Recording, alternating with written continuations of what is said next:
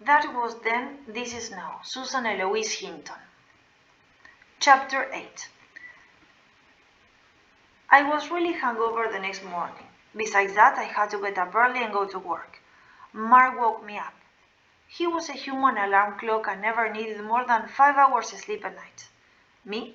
If I don't get at least 9 hours, I feel dead. I felt dead that Saturday morning. I wish I was anyway. I was feeling so bad that I actually stuck a lot of bread in a grocery bag and dropped 3 cans of soup on top of it. Bread always goes on top. In a supermarket, this is like the 10 commandments all rolled into one. It was a wonder I didn't lose my job that Saturday. I carried groceries for this one young housewife type, and when I put the bags in her car, she handed me her phone number. I was feeling so bad I groaned, "Lady, you gotta be kidding." Like I said, it was a wonder I didn't lose my job. It was 2 in the afternoon before the sound of the cash register quit blasting my ears, and it was quitting time before I finally felt I could eat something. This shows you how sick I was. I had a date with Kathy that night, but she had to work late. I would pick her up at the hospital snack shop at 10. This was fine with me, as I wanted a chance to go look for M&M. Mark knew where he was. When I got off work, I found Mark sitting in my car. "I figured you want to hunt for M&M, he said. "How's your head?" "Better, man. Don't ever let me guzzle like that again." Mark shrugged. "You wanted to. You had to get good and drunk because I was cutting Angela's hair off and you couldn't take it." I flipped a remark that I had said many times before, but not to him. Even from my side of the car, I felt him tightened, getting ready to spring. The wolf was between us again. For some reason, I had hacked off because he didn't need to sleep 9 hours, because he wasn't hungover. "You sound like Kathy," I said. "Heaven forbid." "What have you got against her anyway?" "What's she got against me?" "You're a bad influence." I don't know why I say that, because Cassie sure as hell never said anything like it. Mark was quiet for a minute, then he said something really rotten. I had it coming for what I said to him, but he didn't have to drag Kathy into it. I gripped the steering wheel. "You want to get out this car and have it out?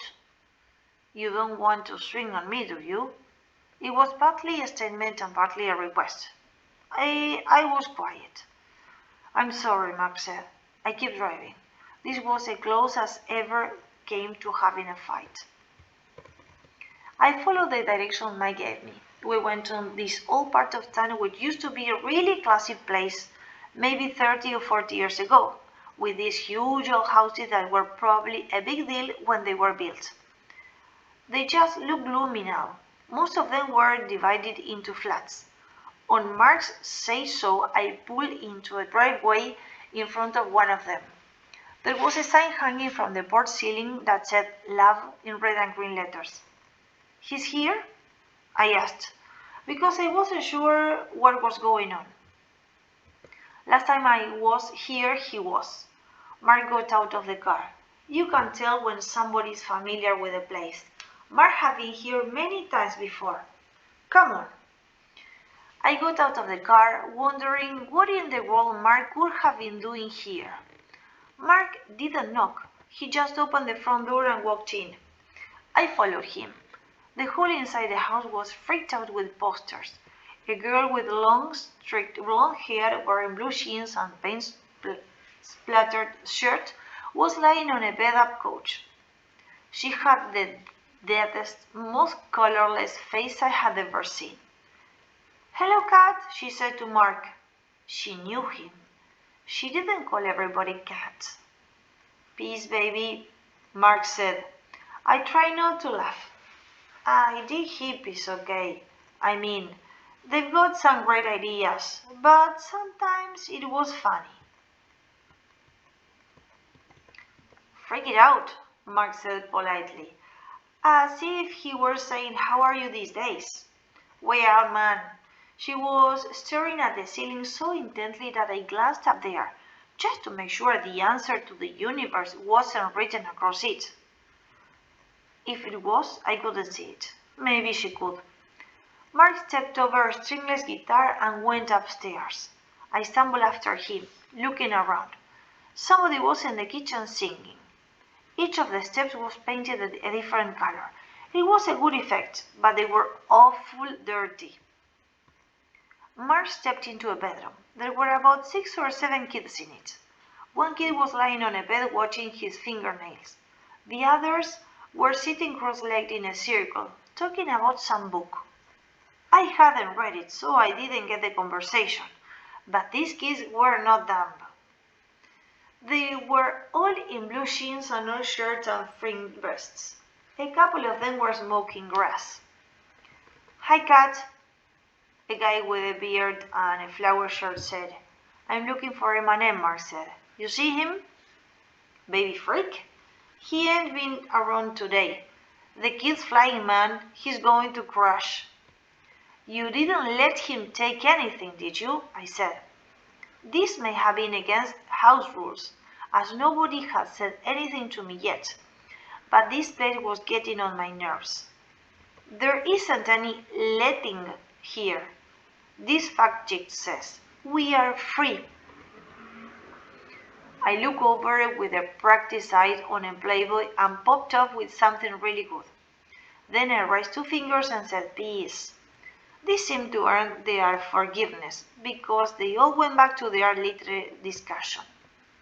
Now the kid on the bed was painting his fingernails with green watercolor. On the way out, we passed the blonde chick. She was reading a book and smoking grass. "You seen Baby Freak?" Mark asked. She shook her head. "Sorry, see you around, Cat." Even sitting up, she looked dead. When we got back into the car, I said, "You dating her?" "Sometimes." Like the lady said, they are free. I thought about that a long time. I am the first to admit I've got hang-ups. I don't think I'd never consider myself really free. But I'm not sure I'd consider them free either. "Just because it ain't your bag, don't knock it," Mark said, after we had driven in silence for a while. I didn't say anything. Grass, ram, both are high.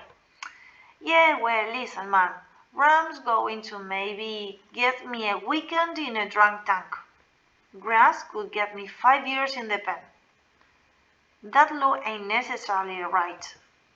It's the way things are." I was puzzled. I had never known Mark to smoke pot. I wondered why he was defending it. "I don't smoke it, so quit worrying," Mark said, reading my mind as usual. "I just don't like to see you judging people. What the hell is bugging you? I didn't say anything." Mark was quiet. Then he said, "You remember when the Soch used to come through here looking for somebody to beat up?" "Yeah." "You remember when me and you beat up that hippie kid in the park?" "Yeah," I said. "I'm a tough punk, Bryon, but ain't dumb." We drove the rest of the way home in silence. I picked Kathy up at the hospital. I didn't tell her about going to the hippie house to look for Eminem. I didn't see any sense in getting her all upset. After all, I hadn't found him. We drove up and down the ribbon, then stopped by the park on the way home. This was becoming standard procedure. I was getting more and more serious about Kathy, and this was really strange for me.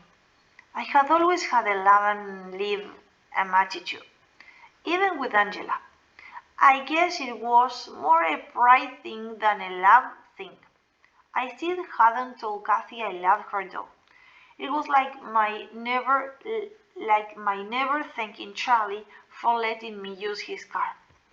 It was something I just couldn't do when it meant anything. "Hey Kathy," I said, while we were on the way home. "If I got a ring, would you wear it?" "Yeah," she said. That's how we started going steady. after I dropped Kathy off at her house, I headed for Terry Sean's place. I was supposed to pick up Mark there, but when I got to the house, nobody was at home. Terry's parents were out of town for the weekend, which normally meant it was party and poker time at the Sean's. I figured everybody had gone out scouting for booze and brewers, so I sat down on the front steps to wait. It was a cool night, but not too cool. It was getting to be spring. It had been a real weird winter. Last fall Mark and me had thought just alike, as one person. Now we couldn't even talk. Charlie had been alive and gripping about our coke bill. I had been a hustler, booze with pool and chicks. Eminem had been reading Newsweek and getting his kicks babysitting.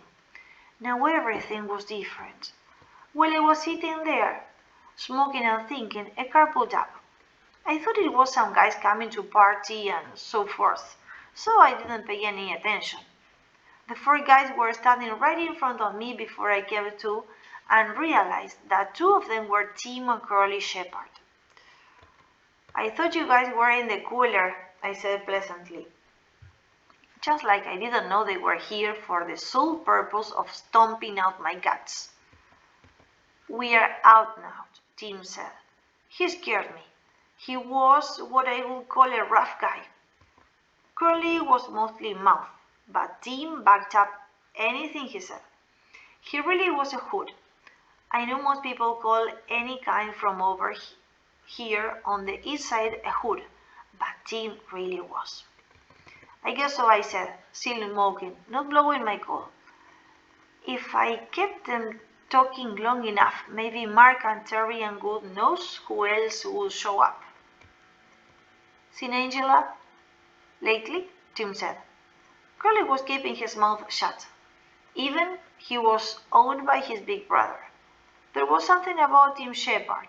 His scared face, his fingers slouched, the flickering of his black eyes, that really let you know he meant business. Yeah, as a matter of fact, I saw her over on the river last night, and she went for a drive with me. I decided I didn't need to drag Mark into this. It was plain they weren't worried about him. No kidding? Did you know Angel got her hair cut this morning? At least that's what people say. She told me something different. I was sweaty. I could feel it running down my back and wetting my palms, and my cigarette was shaking. So I ran it out on the porch. But I sounded calm as I said, "What's she telling you?" "She says you got her drunk and cut her hair off." "That the truth?" "Yeah, that's the truth. And I am sorry it happened. I decided to tell it straight for once, without all this hedging and playing the game.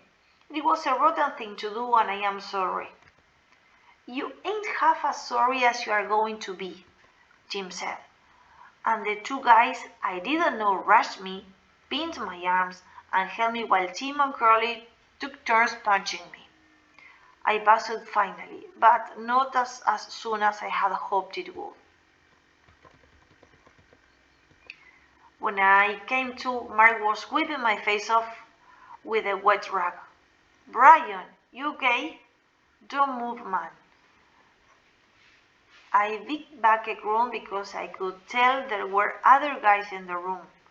Normally, I wouldn't have to knock myself out playing the tough guy for just Mark, but I did have a rep to keep. "What happened? Who did this to you?" "Shepherds," I said finally, but it hurt to draw the breath to say it. Something was stabbing me in the sides. My whole face was throbbing and I couldn't open my eyes. They were swollen shut. There was a funny taste in my mouth. I guess it was blood. "You want to go to the hospital?" Mark asked. He sounded so worried that I felt sorry for him. "No," I said. I didn't want to go anywhere. I felt that if I moved, I'd fall apart. "Can I stay here?" I figured I was in Terry's house somewhere. I could tell I was lying on a bed. Sure, man, you stay here. I recognized Terry's voice. Brother, you look like you've been through a meat grinder. That's what it feels like too. I said even though this which is caused me more stabbing pains in my sides. A reputation is one hell of a thing to have. You got to kill yourself to keep it. I'll call the old lady, Mark said. Then we'll look up the shepherds. Mark, I said, I want to talk to you, personal-like. Sure, buddy. Clear right, you guys. And because he was Mark, they obeyed him. Listen, it hurts like hell to talk, so I am only going to say it once, and I don't want to argue. Sure, Mark's voice sounded puzzled. I wish I could see him. I knew he wasn't going to dig what I had to say. I could tell he was sitting on the edge of the bed, and I reached for where his hand should have been and caught it. I don't want anybody to fight the shepherds. What? I don't want to keep this up. This getting even just.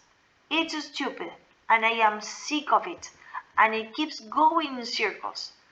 I have had it. So, if you are planning any get even mugging, forget it.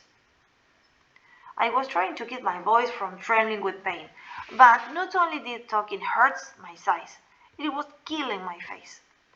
I got you, Bryon, Mark said after a silence. You just take it easy. He left to call Mom, and I heard him yelling at the rest of the guys to keep the record player down. He stayed all night on the other side of the bed, guarding me.